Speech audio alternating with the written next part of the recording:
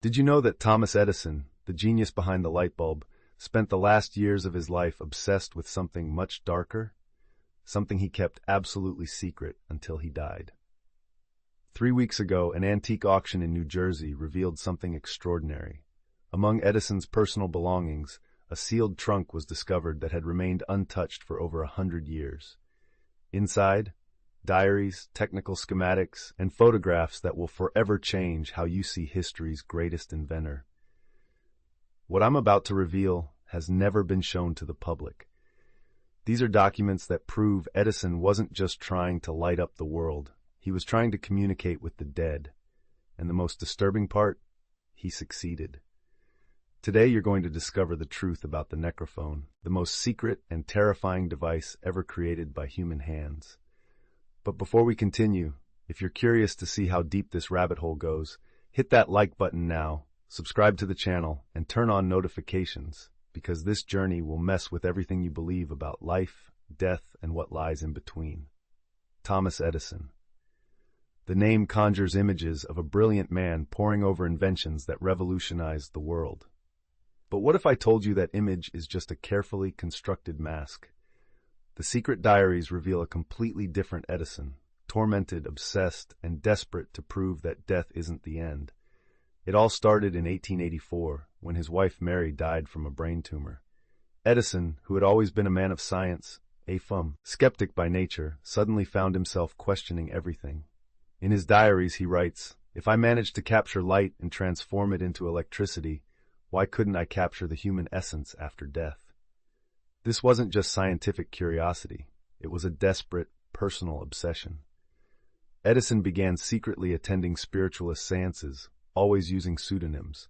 He was studying mediums, analyzing their methods, searching for something, anything, that could be technologically reproduced. The man the world knew as the Wizard of Menlo Park was transforming into something much darker. He started hiring assistants specifically to work on projects that weren't on any official records. Projects he funded with his own money, away from the eyes of investors and the public. But why would Edison, such a rational man, dive into the world of the supernatural? The answer lies in the intimate pages of his diaries, where he reveals a shocking truth about his own perception of reality. In 1920, Edison gave an interview to American Magazine that went unnoticed for decades. In it, he briefly mentioned working on an instrument so sensitive that it could detect personalities that have passed to another existence. The scientific community dismissed this as an aging man's eccentricity, but the diaries reveal that this was just the tip of the iceberg. Edison wasn't just theorizing, he was building. The technical schematics show a complex device that combined thermionic valve technology with quartz crystals at specific frequencies. He called it the spiritual conversation apparatus, later renamed the necrophone. But here's where it gets stranger. Edison began documenting inexplicable phenomena in his laboratory. Equipment turning on by itself, electromagnetic fluctuations with no apparent cause, faint voices picked up by his early prototypes, voices that didn't match any known radio frequency. The first truly disturbing entry in the diaries dates back to October 23, 1922. The device responded today. A female voice, clear as crystal, said my name 3 times. There is no scientific explanation for this. All radio equipment was turned off within a 5-kilometer radius. Edison was meticulously documenting every test, every modification, every contact. And the more he perfected the necrophone, the more frequent these communications became. But this was just the beginning. What happened in November 1922 would change not just Edison, but potentially the fate of humanity. The necrophone wasn't magic, it was pure engineering applied to the unknown. The technical schematics reveal a device that operated based on real scientific principles, but applied in a way no one had attempted before. The core of the system used modified thermionic valves, the same ones used in early radio equipment. But Edison had discovered that by adjusting the voltage to extremely low frequencies, below the human audible spectrum, he could pick up something more, something he described as residual vibrations of human consciousness.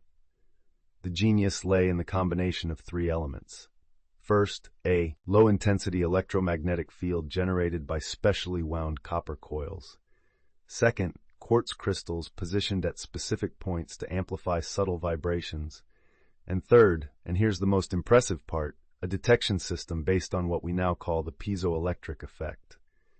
Edison had discovered that certain frequencies made the crystals oscillate in a particular way when exposed to what he called residual psychic energy. In the technical diaries, he writes, "Human consciousness seems to leave an electromagnetic imprint on the environment after physical death, like a footprint in the sand, but invisible to our conventional instruments." The most astonishing thing is that Edison was decades ahead of his time. He was essentially trying to detect what some quantum physicists today theorize as non-local information fields, the idea that consciousness can exist independently of the physical brain. But Edison didn't stop at theory. He built dozens of prototypes, each more sensitive than the last. And then, on a cold December night in 1922, something happened that would change everything. The necrophone finally worked perfectly, and the first voice he clearly heard from the beyond was someone he never expected. The voice Edison heard that December night wasn't a stranger's. It was Nancy, his mother, who had died in 1871, more than 50 years earlier. In his diaries, Edison describes this moment with a vulnerability he never publicly showed. "I heard my mother call me by the nickname she used when I was a child, Little Al. No one else in the world knew that. No one alive." Nancy Edison had been the only person who always believed in her son's potential when everyone else considered him just a difficult, slow child. She homeschooled him when the school rejected him, lit his first spark of scientific curiosity, and now, through copper wires and vibrating crystals, she was back. "My dear Al," the voice continued through the necrophone, "you always knew there was more between heaven and earth. Keep looking, but be careful. Not everyone who dwells in this place has good intentions." Edison spent hours talking with his mother that first night. She told him about her journey after death, described a place that was neither paradise nor hell, but something in between, a space where souls learn and evolve before moving on. But the most impactful part was when she revealed that there were other people on the other side watching Edison's experiments with growing interest. "There is an organization here," Nancy explained. "Souls who understand that the barrier between our worlds is weakening. They want to help humanity understand that death is just a transition, not an end. But there are also those who prefer this truth to remain hidden." This revelation transformed Edison's entire project. It was no longer about satisfying his scientific curiosity or dealing with his personal grief. He had become part of something much bigger, a mission that transcended his own existence. But not all contacts through the necrophone were as comforting as the conversations with his mother. As Edison refined the device and expanded its reach, he began to attract unwanted attention from what he came to call the dark side. The first truly terrifying experience is documented in a diary entry from January 15, 1923. Something different communicated today, a deep, distorted voice speaking in languages I don't recognize.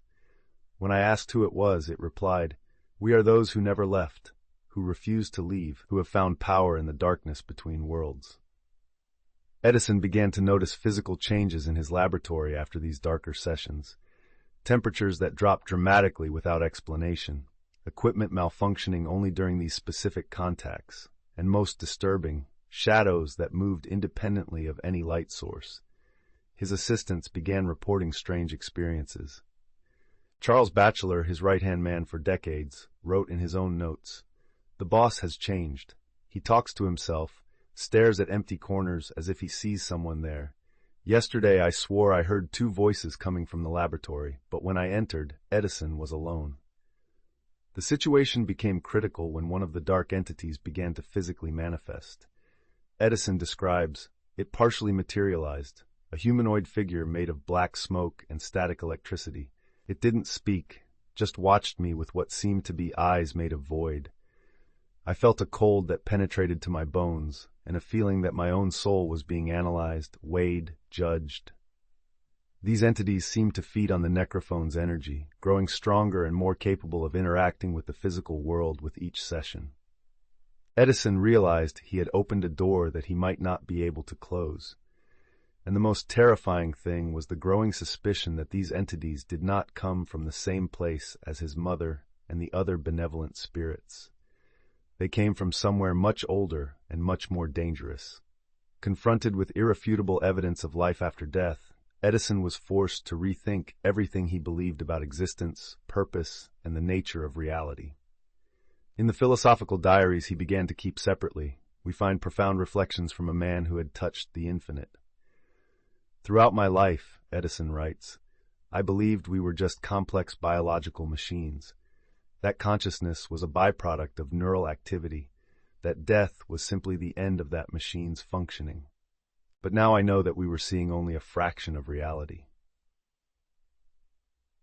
Edison began to develop a theory he called multidimensional consciousness, the idea that our perception of reality is limited by our physical senses, but that there are infinite layers of existence operating at frequencies we normally cannot detect. Imagine, he writes, that you have spent your entire life in a dark room, seeing only shadows on the wall, believing that these shadows were the totality of reality. The necrophone is like turning on a light and realizing that the shadows were just reflections of a much vaster and more complex world. But Edison's most revolutionary discovery was about the purpose of human existence. Through his conversations with evolved entities, he learned that physical life is just a school, a place where souls come to learn specific lessons, develop qualities like compassion, wisdom, and unconditional love. Death, Edison concludes, is not a punishment or a cosmic accident. It is a graduation. Those who learn their lessons move on. Those who refuse to learn get stuck in cycles, sometimes returning to physical life, sometimes remaining in intermediate states until they are ready to evolve. This understanding completely changed Edison's perspective on his own life and work. He began to see his inventions not as personal achievements, but as tools designed to help humanity evolve collectively. And the necrophone? It was just the beginning of a spiritual revolution that would forever transform humanity's relationship with death and what lies beyond. In March 1923, Edison received an unexpected visit that would change the course of all his research. 3 men in suits arrived at his laboratory without warning, a representative of the American government, a scientist from Harvard University, and a mysterious figure who identified himself only as Dr. Whitmore, consultant on unconventional matters. Mr. Edison, the governmental representative said, certain experimental activities have come to our attention that may have implications for national security. We need to discuss the future of your research. Edison, always proud and stubborn, initially resisted, but when Dr. Whitmore began describing specific details of the necrophone experiments, details that Edison had never shared with anyone, he realized he was dealing with something much bigger than he imagined.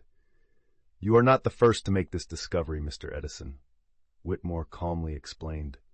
Throughout history, several individuals have managed to establish communication with the beyond. Whenever this happens, we face the same question. Is humanity ready for this truth?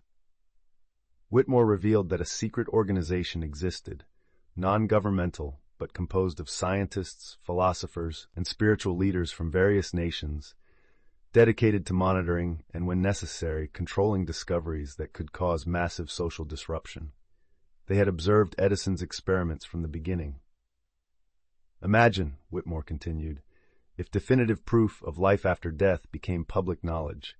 Entire religions would collapse or become radicalized. Economic systems based on the fear of death would lose their power. Wars could be started by groups who interpreted these revelations as validation of their specific beliefs. Edison was presented with reports of previous cases, a French inventor in 1847 who had created a similar apparatus and ended up institutionalized after his discoveries were suppressed, a group of German researchers in 1889 who were forced to abandon their work when paranormal manifestations began to terrorize entire cities, an English medium in 1901 who managed to establish consistent communication with the dead, but whose revelations about future events caused panic in European stock exchanges. We are not your enemies, Whitmore clarified. We are guardians. Our mission is to preserve this wisdom for the right moment, when humanity has evolved enough to deal with these truths without self-destructing. Edison realized he was at a crossroads. He could fight this organization and likely have his research destroyed and his reputation ruined, or he could collaborate, keeping his discovery alive for future generations. The choice was difficult, but pragmatic. Very well, Edison finally agreed. But I want guarantees. My research will not be lost. It will be preserved for when the time is right. Whitmore smiled. We have already arranged that, Mr. Edison. There is a global network of guardians, scientists, inventors, mystics, working in secret to prepare humanity. Your discoveries will join an archive that includes Tesla's work on free energy, Jung's studies on the collective unconscious, and preserved manuscripts from ancient civilizations that already knew these truths. The following months transformed Edison in a way he could never have predicted. The man who had spent his entire life relying only on logic and reason now found himself navigating between two worlds, the physical and the spiritual, trying to integrate truths that challenged everything he thought he knew about existence. His conversations with his mother continued, but now with a new dimension of urgency. Nancy Edison had become his spiritual guide, helping him understand not only the mechanics of interdimensional communication, but the weight of the responsibility he had taken on. "My dear Al," she said during a session in April 1923, "you are going through what all true pioneers face, the isolation of knowing truths that cannot yet be shared. But remember, you were not chosen by chance to make these discoveries." Edison began to understand that his scientific journey had been preparation for something greater. Every invention, every failure, every moment of inspiration had been part of a development process that would lead him to this moment of spiritual awakening. But the transformation wasn't easy. Edison struggled with deep depression when he realized that he might never be able to share his greatest discoveries with the world. He who had spent his life being celebrated for his inventions was now condemned to silence about his greatest work. "There are nights," he writes in his personal diary, "when I question whether ignorance wouldn't be a blessing. Before, I slept peacefully, believing that death was the end.